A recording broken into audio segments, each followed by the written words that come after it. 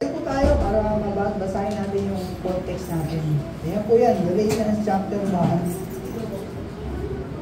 verses 1 to 5. Sige po, basahin natin. Mula kay Pablo na iniilang na apostol, hindi ng tao o sa pamamagitan ng tao, kundi ni Jesucristo at ng Diyos Ama na muling bumuhay kay Jesus. At mula sa lahat ng mga kapatid na kasama ko, pagbati sa mga iglesia sa Galacia, sumainyo nawa ang kagandahang loob at kapayapaan mula sa Diyos Ama at sa ating Panginoong Jesucristo. Inialay ni Jesucristo ang kanyang sarili para sa ating kasalanan ayon sa kalooban ng ating Diyos Ama upang mahango tayo sa kasamaang naghahari ngayon sa sanlibutan ito. Purihin ang Diyos magpakailanman. Amen. Okay, palain ng Diyos ang kanyang salita. Pahari ko kayo makaupo. Yan po yung unang verse na sinabi ni Pablo habang sa kanyang pagsusulat.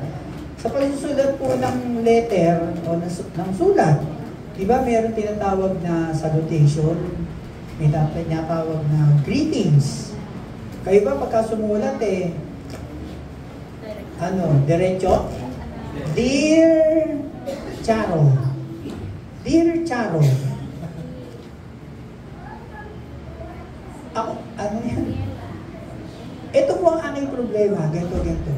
Ganun ba kayo magsulat? O tama ba yung ganung klase ng pagsusulat? Tinuro ba yan sa grade 1? Tinuturo na ba yan? Di ba? Grade na 5? Siguro naman lahat tayo nag-grade 5, grade 6, no? Tatandaan nyo pa ba yun?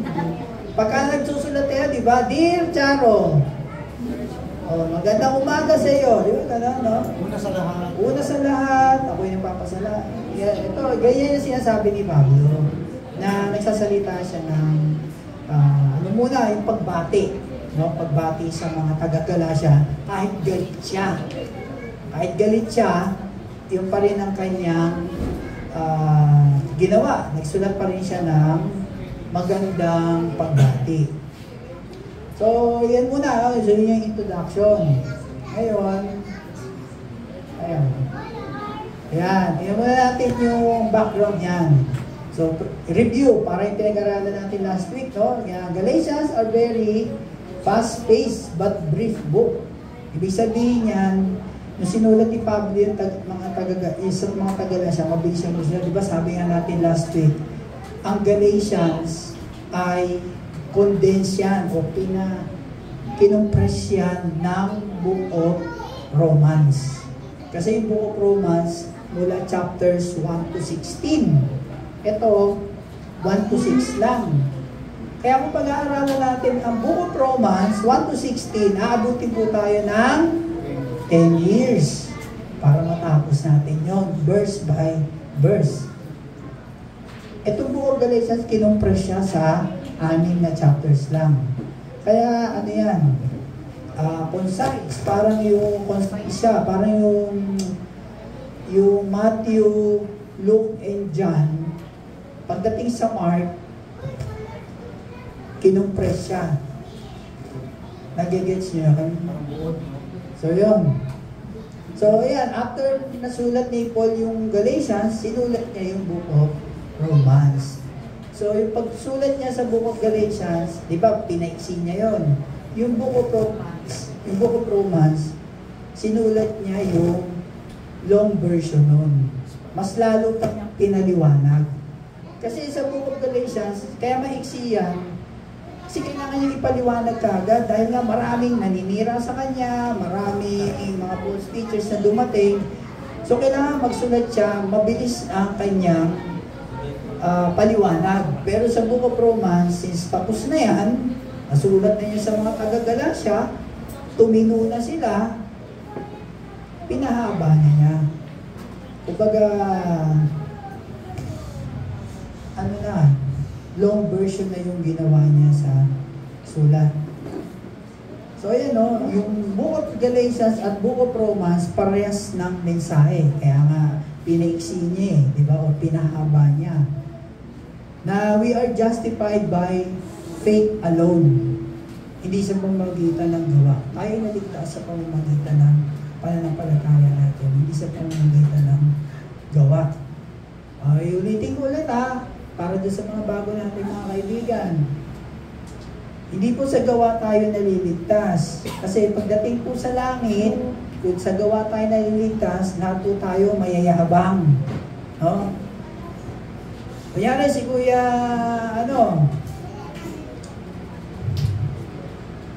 Kunyari si Kuya Danilo. Uy Danilo, buti nandito ka sa langit. Sabi naman ni Danilo, Kuya J, kasi mabait ako eh. Sumusunod ako sa magulang ko, teacher ko, mabait ako, sumusunod ako. Mabait akong bata, masunurin akong bata. Tapos si Kuya Evan, nakita natin doon. Kuya Evan, buti nandito ka sa langit. Ba't nandito ka sa langit? Kasi nagsisimba ako linggo-linggo eh. Alam ng Diyos yun, nagsisimba ako linggo-linggo. Halimbawa, si Kuya Nestor. Buti nandito ka sa langit. Kasi araw-araw nagbabasa ako ng Bible. Tapos tuwing ano ba ang Bible study niyo? Martes? Tuwing Webes, may Bible study kami, umaattend ako doon. Kaya nandito ako sa langit. Nagets nyo? Lahat tayo yayabang. Pero dahil nga sa pananampalataya, yung biyaya ng Diyos, ang ibig sabihin ng biyaya ng Diyos, ano yun? You get what you do not deserve. Ibig sabihin, hindi ka karapat-dapat sa langit, pero dahil sa biyaya ng Diyos, dahil sa pananampalataya mo, kaya ka nasa langit. So wala kang maipagmamalaki. Di ba? So yun ang ibig sabihin noon. Kaya hindi po sa gawa tayo naliligtas. Kapag ikaw ay nanampalataya na kay Kristo, siyempre, gagawa ka na ng mabuti. Automatic yun. Hindi siya baliktad. Kasi, pag nanampalataya ka na kay Kristo, na born again ka na ng totoo, yung paggawa mo na mabuti, prutas na lang yan. Resulta na lang yan ng pagiging Kristiyano mo, o resulta na lang yan ng pananampalataya mo sa Diyos, kay Kristo. Ikaw ba naman mabuti ang ginawa sa iyo, papalitan mo pa ba ng masama? Di ba? Mayari, meron ka isang tao na kagalit. Ba araw-araw, pag dumadaan sa bahay mo, pinapadala ka ng pizza? Sino paborito pizza? Ba konti lang? Gulay. Isda. Barbecue. Puset, kare-kare. Fishball. Wala nagtataas dito. Ano pagkain yung gusto nyo? Wala kayong gusto pagkain? Tubig. Umiinom na tubig. Sino umiinom na tubig? Puro naman lahat, no? Ba't kayo mga lechon? Ha? Lechon. Diba? Ikaw galit ka. Galit ka sa taong to. Pero tuwing dumadaan sa'yo, binibigyan ka pagkain. O ano mararamdaman mo? Diba? Magagalit ka pa ba sa kanya? Mahiya ka. Diba? Tapos, bakit mo ba ginagawa yan? Magtatanong ka na. Diba? So, ganun lang din sa Diyos. Naging mabuti ang Diyos sa'yo dahil sa niligtas ka, papalitan mo pa ba ng masama yung kabutihang binibigay sa'yo? Naintindihan nyo? Yun pinapaliwanag natin ang mabuti para lahat po tayo, alam natin. No? So ano pa? Galatians and Romans, parallel, pareha sila. Sinabi ni Pablo kasi ang beware of dogs. Diba sa panahon natin ngayon, kapag tinawag pag-aso, pet. Diba? Maraming klase na aso. Pet. Makikita ko dyan sa mall. Puro mga aso naglalakad. Pet sila. Pero sa panahon noon, pag sinabing ikaw ay mag-ingat kayo sa mga aso, sabihin mga tao, mga ugali nila, ugaling aso. Kasi mga nananakmal yan. Walang nag-aalaga ng aso ng araw. Mga ano yan. Kasi ang aso ay parang ano yan. Pag tinawag kang aso, ikaw ay daga. Ano ba ginagawa ng daga? Diba? Kung ano-ano. Di ba ayaw natin daga? Sa amin, daming daga. Dami natin mga, yung rat na dikit. Oo, meron na nahuli. Tapos kinakagabihan, kinabukasan ba nawala? Ang lalakas na ng daga ngayon. No? Yung mga muscle na sila. Nakawala. Kaya ito sabi ni Ate Sinya, sana, puro sana. Sana, di ba? Sana. Kaya pagka meron ng ganyan, tako na, patayin mo na agad, tsapin mo na yung ulo. So ito pa, sabi pa dyan, yung Titus 1:10, next to the last verse, ay mag-ingat daw. Kasi sa panahon daw ngayon, marami ng mga taong rebelde. Rebelde sa Diyos. Ayaw nila pakinggan ang Diyos, ayaw nila pakinggan yung turo tungkol sa Diyos, ayaw nila umatid ng church, ayaw magbasa ng Bible, ayaw magsimba, lahat ayaw. Mga rebelde. Kasi sabi sa Romans, sa Book of Romans, ang mga tao ay, naging rebelde sa Diyos. Ano yung mga gamit dito para makaupo? Ayan. Ano pa? Yung mga false teachers na yan, ay yung time na mga taga-Galacia, talagang hinahanap sila para siraan si Pablo. Ito yan, no? Wala na ang battery ito.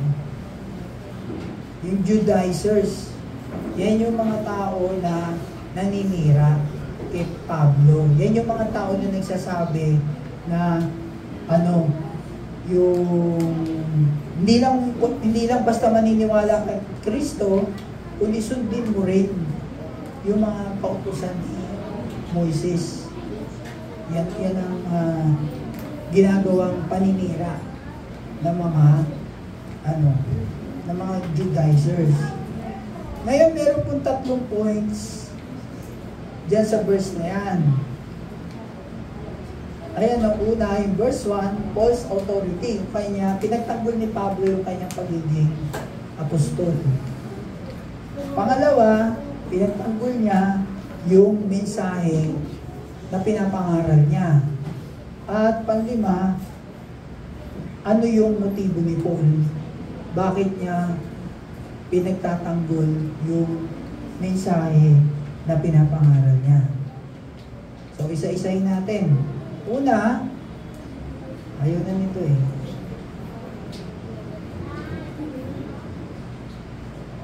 Bakit? Una, Paul defends his authority as an apostle. No?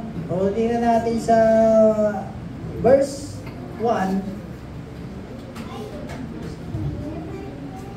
Doon na sa verse 1. Balik natin. Ayun. Sa verse 1, ayan o. Paul, an apostle. Paul, an apostle. Not sent from men, nor through human agency, but through Jesus Christ and God, the Father, who raised him from the dead. And all the brothers who are with me to the churches of Galatia. So, ayan yun. Sinabi niya yung kanyang pagiging apostol.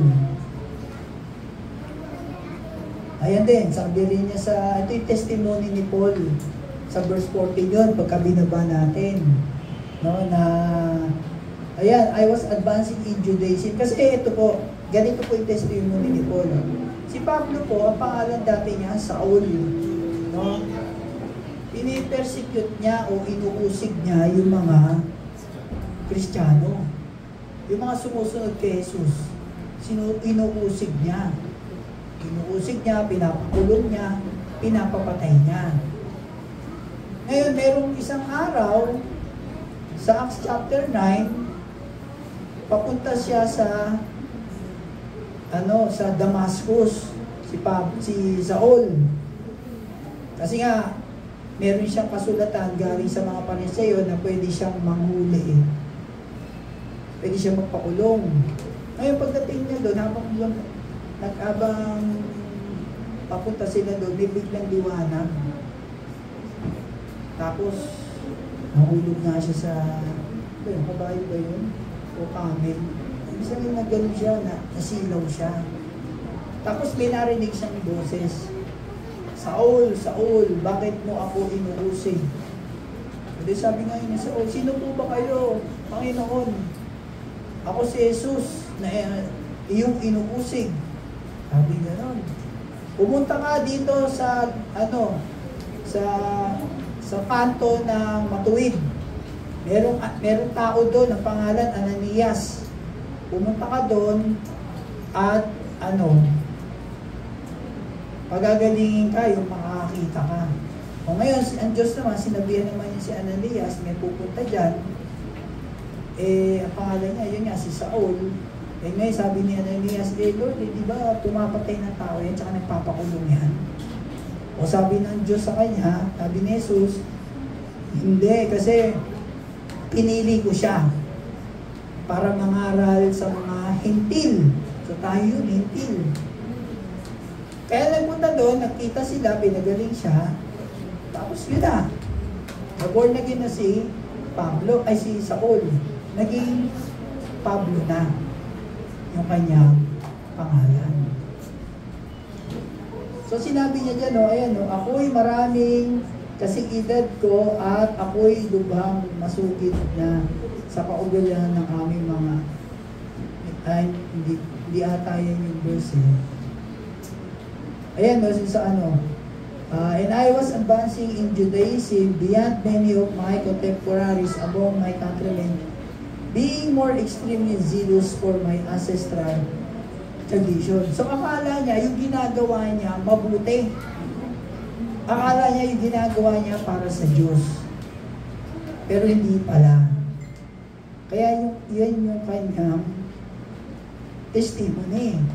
Kung paano siya binago ng Diyos, kung paano siya tinawag ng Diyos para mag-ngaral sa mga taga-hintil. Kaya Paul is an apostle. Apostle siya. Pero, hindi niya na-receive yung mga katuruan, hindi niya natanggap yung mga katuruan, hindi niya natutunan yung mga katuruan sa pamamagitan ng, kasi sabi dyan, second hand from other apostles. Ano yung second hand? Sino ba ang original na apostle ni Kristo? Di ba 11? Tanggalin mo si Judas. Di ba? Si Mateo, si Simon, si Juan, si Santiago, madami yung 11. Yun ang original. So sinasabi ni Paul dyan, hindi ko natutunan itong pangangaral kay Kristo na nanggaling sa kanilang 11. Hindi yan ang natutunan ko. Natutunan ko kung sino, o nalaman ko kung sino si Kristo sa pamamagitan ng direct revelation. Talaga nakausap niya. Nagpunta siya sa Ehipto, sa disyerto, ilang taon siya doon, mismo si Jesus Christ ang nagturo sa kanya. So ang ginawa niya, madadaanan natin yon sa Galatians chapter 3. So ang ginawa ni Pablo, para masigurado niya na talagang si Jesus yung nagturo sa kanya, pumunta siya ng Jerusalem. Nakita sila ni Pedro. So sabi niya, nag-stay siya ng 2 linggo. Sabi niya, Pedro, si Jesus nakausap ko doon sa Ehipto. Ito mga tinuro niya sa akin. Ito yung mga sinabi niya tungkol sa kanya. Tama ba? O sabi ni Pedro, tama yan, tama lahat yan. Kaya, tinuloy na, nangaral na si Pablo. Unang pangaral niya, mga kapatid, mga Hudyo muna. Dahil nga tinawag siya sa mga hintil, ayaw makinig ng mga Hudyo, titigas ng ulo, napunta siya sa mga hintil. Pero si Pedro, nanatili siyang mangaral sa mga Hudyo dahil yun naman talaga ang utos ng Diyos sa kanila ni Kristo, di ba? Huwag kayong pumunta sa mga hintil. Pumunta kayo sa mga ligaw na tupa ng Israel. Yun ang sinabi niya. Kaya si Pedro, sa Israel yan nagtuturo, mga Hudyo. Si Pablo, sa mga hintil.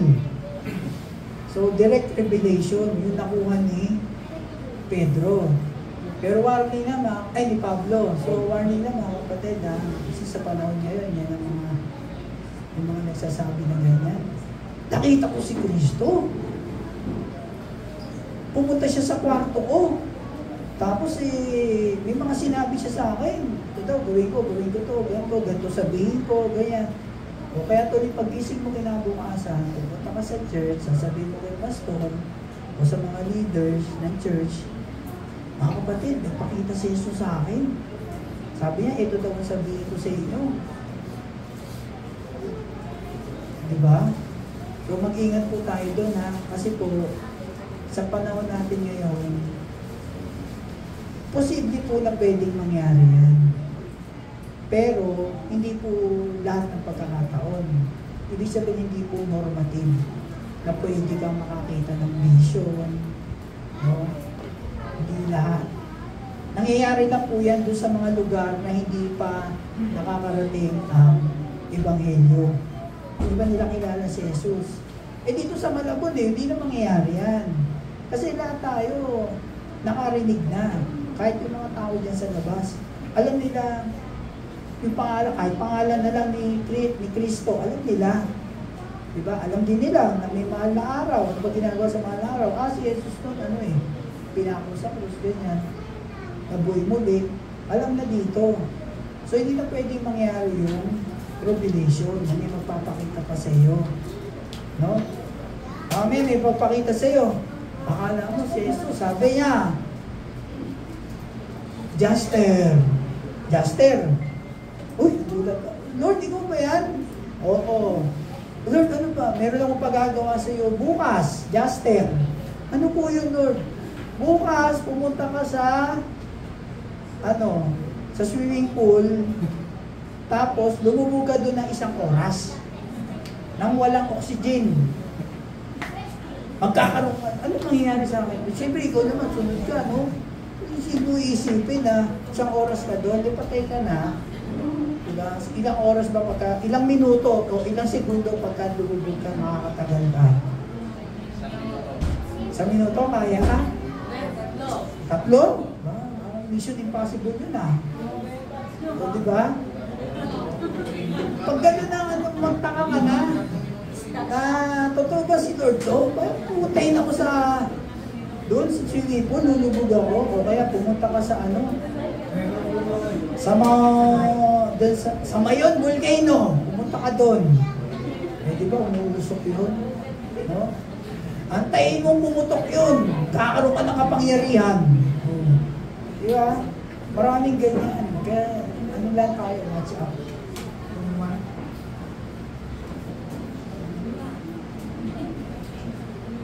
Ayun di ba? Nagpunta siya sa Arabia. Kasi nga, para mapag-aralan o yung mga turo ni Christ sa kanya. So, what is an apostle? Apostle is an ambassador or a message. Hindi yung question mark, wala, period yan. Question mark ba yun? Wala, hindi. An ambassador or a messenger. Yan po ang ginagawa yan po ang apostle. No? Ikaw ay lahat tayo po dito, pwede tayo maging apostle. Small a. Kasi si Paul, lagi niya sinasabi, hindi siya capital A. Small A siya. Siya ay messenger, mensahero, or ambassador. Pagka capital A ka, ito ang niyan. Ito ang katunayan niya. Nakita mo si Jesus mula na kanyang mula sa kanyang ministeryo, nakita mo siya. Narinig mo. Na-experience mo siya. No? Nakita mo na siya ay nabuhay uli. Nakita mo umakit siya sa langit. Yan po ang isang apostol. Kailangan meron pa niyan. 3. Sa panahon po natin ngayon, nagsasabi, ay, ako'y apostol.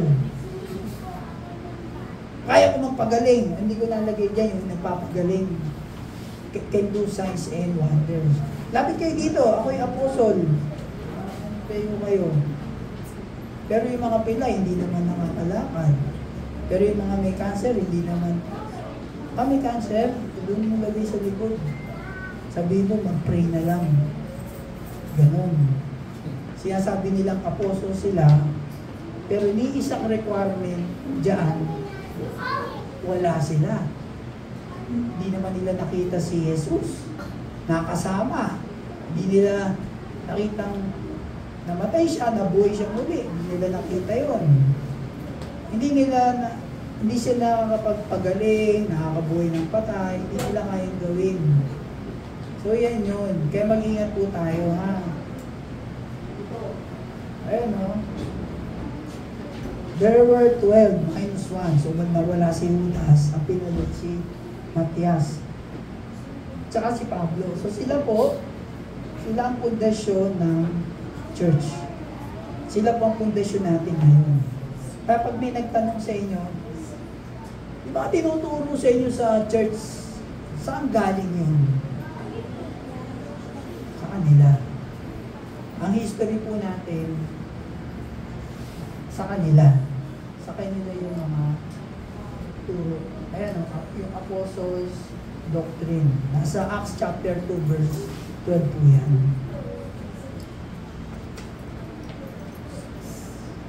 Ay, 42 pala. Ayan. They continually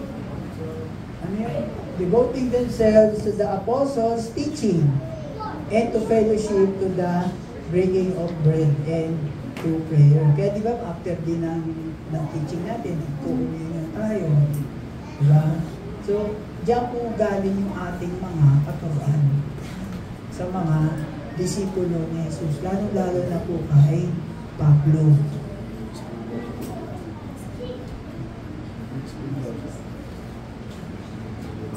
So, yan pa. Sa verse 2, no? All the brothers who are with me to the churches of Galatia. Ibig sabihin yan, hindi lang inaangkin ni Pablo yung ebanghelyo.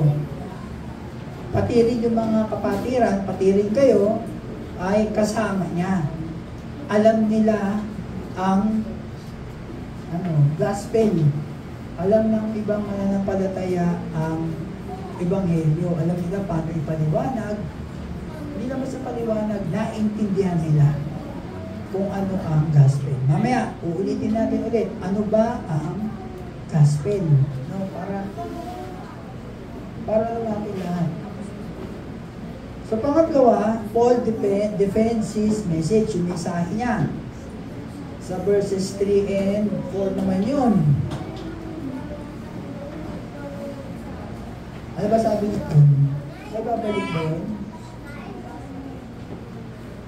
3 and 4. 3. Grace to you and peace from God the Father and our Lord Jesus Christ, who gave Himself for our sins, so He might rescue us from this present evil age, according to the will of God and to the will of our God and Father. So, grace and peace, yun yung salutation ni Paul. Sa bakit ba grace and peace? Kasi, ayan yun, no? We are saved by grace into peace. Sabi diyan, grace is the source of salvation. Peace is the result of it. Yung biyaya ng Diyos, yun po yung, ano ba yung Tagalog ng source? Yun po yung pinagmulan ng kaligtasan. Yung biyaya ng Diyos. Yung kapayapaan, resulta na lang yan po ng biyaya ng Diyos. So pagdating po sa Romans kasi, pag binasa natin yung Book of Romans, may sinasabi doon, hindi ko matanda kung anong chapter, kaaway tayo ng Diyos. Talaga namang kaaway tayo. We are enemies of God because of our sins. Pero dahil sa nakilala natin si Kristo, pinaniwalaan natin yung ginawa niya sa krus. Pinaniwalaan natin na yung dugo niya ang nagligtas sa luminis sa ating mga kasalanan. Nagkaroon na ng tayo ng kapayapaan, yung peace, kapayapaan. Nagkaroon na tayo ng kapayapaan sa Diyos. Hindi na tayo mag-iisip na saan kaya ako mapupunta pag namatay ako? O kaya takot ako mamatay? Sino takot mamatay dito? Sino takot mamatay? Wala. Hindi takot mamatay? Totoo, sino takot mamatay? Wala. Pag namatay ba kayo ngayong araw na to, sigurado kayo, 100% sa langit kayo mapupunta? Sino yung sabi no? Taas kamay. Ayun hindi. So hindi kayo takot mamatay, hindi kayo sigurado sa langit. So alam na. Kailangan maintindihan natin ito mga kapatid. Kaya medyo mabagal tayo kasi kailangan maunawaan po natin ito maintindihan natin. Ayan o. Pag meron ka ng kapayapaan, ano na kayo ng Diyos? May kapayapaan ka na. Kasi nga, kung hindi ka pa naniniwala, wala ka pa pananampalataya, magkaaway kayo. Eh nung na-receive mo yung biyaya ng Diyos, naniwala ka doon, tinanggap mo, nagkaroon kayo ng kapayapaan. Bati na kayo. Yun, bati na kayo. So ikaw, ito na, hindi ka na matatakot mamatay. Kasi alam mo, sa langit ka mapupunta pag namatay ka. Hindi ka na rin takot sa mga nangyayari sa mundo. Ang problema, oo, nandyan yan, pero hindi mo na siya didibdibin mo. O kaya dahil sa sobrang dami ng problema mo, magpapakamatay ka na. Hindi mo na gagawin yun. Ano pa? Hindi ka na matatakot sa mga demonyo kay Satanas. Kunyari, nag-brown out. O, kuha nga ng kandila. Ay, dilim. Sino takot sa dilim dito? Ha? Takot kayo sa dilim? O kaya, madilim dito, no? Naglalaki dyan sa kanto. Walang ilaw. Dami mga puno. O baka makakita ako ng kapre. Naniniwala ba kayo may kapre? Ha? Sino naniniwala may kapre?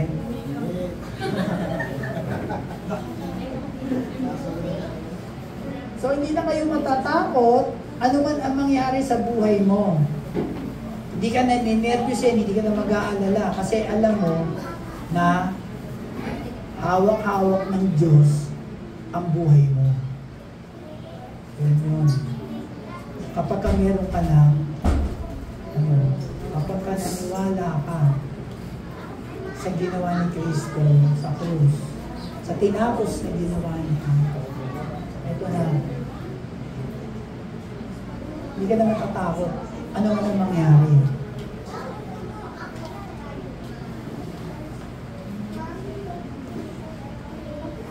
Kaya yan, who gave himself for our sins, so that he might rescue us from this present evil age.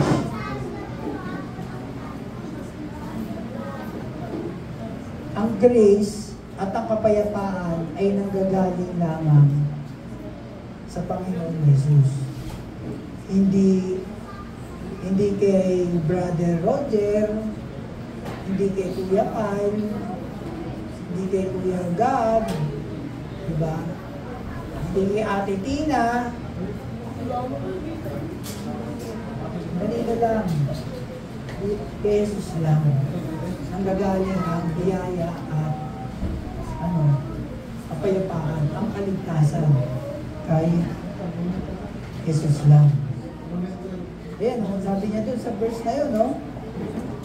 Ibinigay ni Jesus ang kanyang buhay para pakibala ng mga anak. Ibinigay, Pakinggan nyo mabuti ito, ha? ibinigay ni Jesus ang kanyang buhay para sa atin. Number 2, ang pagkamatay ni Jesus ay hindi lamang isang uri ng pag-ibig. Hindi siya namatay bilang hero. Inaalay niya ang kanyang sarili bilang hain para sa kasalanan natin. And number 3, I have been crucified with Christ. It is no longer who I live, but Christ lives in me. Ayan. So, binigay ni Jesus ang kanyang buhay para sa atin. Maintindihan natin yan, ha? Yung sinabi ni Pablo sa mga taga-Galatia, maging sa atin, yan ang sinasabi. Binigay ni Jesus ang buhay niya para sa atin. Siya na yung inalay. Yung panahon kasi ng Old Testament, para mapatawad ang mga Israelita sa mga kasalanan, nagpapatay sila ng tupa. Yung dugo nun, yun yung inaalay. Pero taon-taon yun. Kasi, nakakagawa sila ng kasalanan. So, kailangan mag-alay sila taon-taon. Pero ito,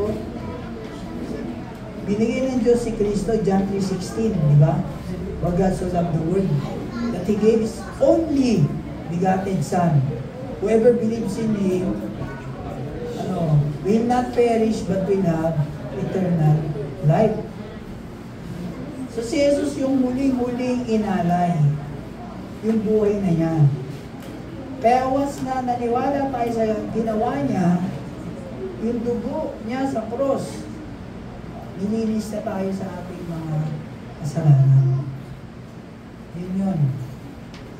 Ang pagkamatay ni Jesus yan, di lamang dahil sa mahal niya tayo, hindi dahil para maging hero siya. Ba't tawag ng hero? Pagkayani, di ba? So, inalay niya ang buhay niya sa sarili niya bilang hain. Hain para sa ating kasalanan. Kaya kung ikaw gumagawa ka pa ng kasalanan, mahiya ka naman. Diba? Kaya nga sabi ni Pablo, I have been crucified with Christ. It is no longer I who live, but Christ lives in me. Kasi ang Holy Spirit, nung tinanggap mo na naiwala ka sa ginawa ni Kristo, ang Holy Spirit bumabasa sa iyo. Na-receive mo na siya. Kaya, hindi na dapat ikaw ang nabubuhay sa sarili mo. Hindi ka na gumagawa ng kasalanan. Diba? O minsan, hindi natin sinasadya. Hindi na, may mga tayo hindi natin sinasadya. Pero yung para sadyain mo, yun ang mali.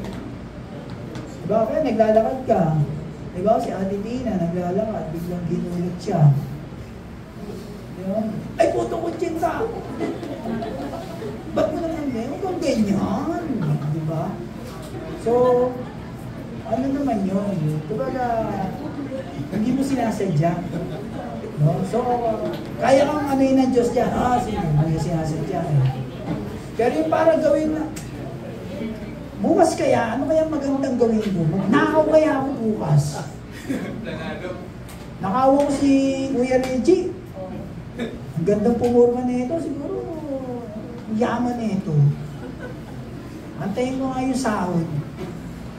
Diba? O kaya, wala, nagkakapagnakaw na ako ngayon. Bukas kaya magbura ako ng magbura. No? O kaya, bukas, magsusugal ako, mag-iinom ako ng mag-iinom, hanggang sa magsuka ako. Diba? Ganyan. Pag ganyan lang iniisip mo, yung kasalanan yun. O, ginagawa mo, sinasadya mo yun. Ito. Sabi, ibinigay niya ang kanyang sarili para sa ating mga kasalanan upang mailigtas niya tayo sa kasalukuyang masamang kapanahonang ito. Binigay yung sarili niya para tayo ay maligtas. So kahit na tayo ay buhay pa ngayon, maligtas na tayo. Saan naniwala tayo doon sa ginawa ni Christ? Diba? Kaya yan He rescued us from the domain of darkness and transferred us to the kingdom of His beloved Son. So He will rescue.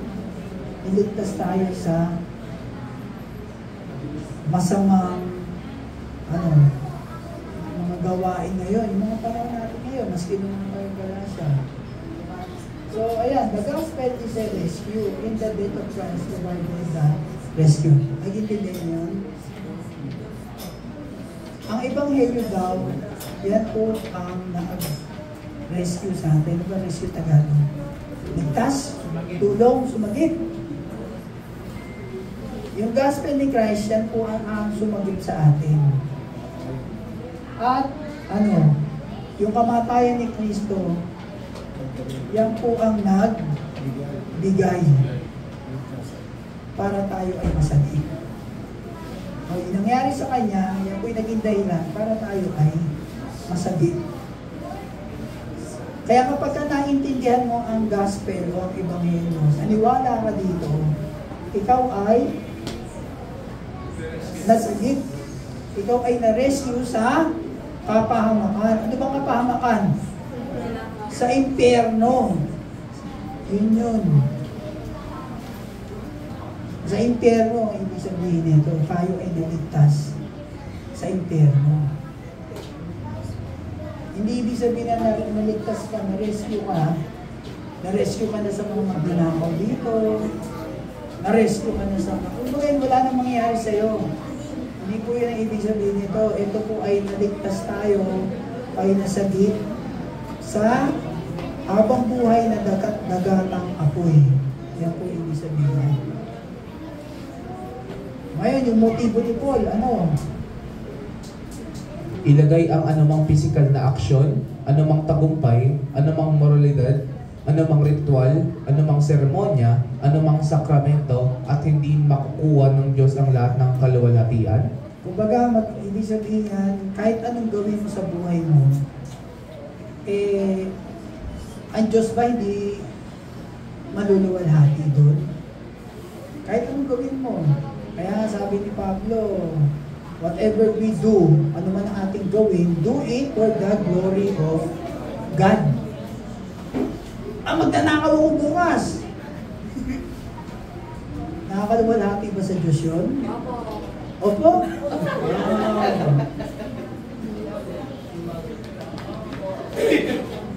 Kaya magsisigarilyo ko lang.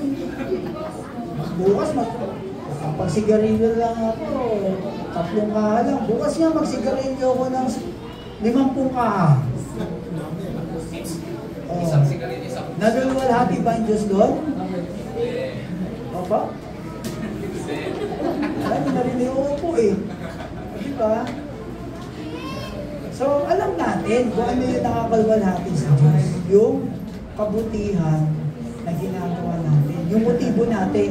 Diba sabi mo nga kanina, pag naintindihan mo ang gospel, na born again ka, naging Kristiyano ka, yung paggawa mo ng mabuti, resulta na lang yan ng pagiging Kristiyano mo. Hindi yung gumagawa ka ng mabuti para makapunta ka sa langit. Hindi ganun, baliktad. Kaya nga gumagawa ng mabuti kasi resulta yan ng pagiging Kristiyano mo. So ayan din, kaya sabi ni Pablo, ang lahat ng kaluwalhatian ay sa Diyos lamang. Ito ang kanyang gawain at siya lamang. So yung pagkatid nyo dito, naguluwalhati ang Diyos. Pag uwi nyo kaya, paglabas nyo sa pinto na yan, maluluwalhati nyo pa rin kaya ang Diyos? Oo. Pag lumabas kayo dyan sa pinto, pag uwi nyo ng bahay, diba?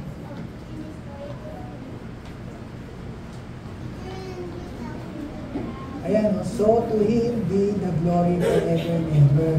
So paulit-ulit itong sinasabi ni Pablo sa 13 sulat na ginawa niya. Lagi yan, meron niyang to Him to be the glory forever.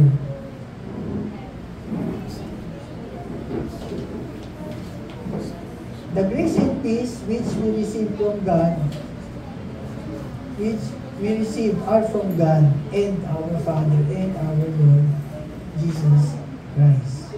So sa kanila natin nakuha, hindi kay Kuya Roger, hindi kay Kuya Justin, diba? sa Panginoon lamang natin nakuha yung biyaya niya kaya tayo naligtas at yung kapayapaan. Kasi sabi dyan, no, he that honors not the Son, honors not the Father who sent him. Sabi ni Jesus yan. Pag hindi mo in-honor si Christ, hindi mo rin in-honor ang God the Father. Lagi po silang mag-partner. Hindi po pwedeng si Jesus lang. Hindi po pwedeng God the Father lang. Kaya nga may Trinity, hindi pwedeng maghiwalay yung tatlo. Kaya pagka meron po kayo nalaman na hindi naniniwala sa Trinity, nakaturuan, ang gawin nyo, tumakbo na kayo. Kasi mali po yung katuruan na yun. Kayo po ay, kung mababasa niyo yung ating, yan o, ito, yung ating statement of faith, basahin niyo yan. Yan po ang pinaniniwalaan natin. Ayan, don't tamper with the gospel. Kaya nagsusulat si Paul dyan, kasi nga, ano ba Tagalog ng tamper? Pakialaman. Huwag niyong pakialaman ang mensahe ng Ebanghelyo. Huwag niyong baguhin. So pagdating sa verse 6, next week yun. No, kasi galit na si Paul dun eh. Ito, sinasabi lang niya, ako talaga yung apostol. Pinili ako ng Diyos. Itong pinapangalan ko sa iyo, galing talaga kay Kristo. At si Kristo talaga. Wala nang iba. Maniwala lang kayo sa ginawa niya. Huwag niyo na sundin. Wala yung susundin pa yung mga kautusan ni Moises, yung 10 Commandments. Hindi na yun. At ginagawa ko to para maluwalhati ang Diyos. Yun lang yung ibig sabihin namin. No? Sige, tayo tumayo.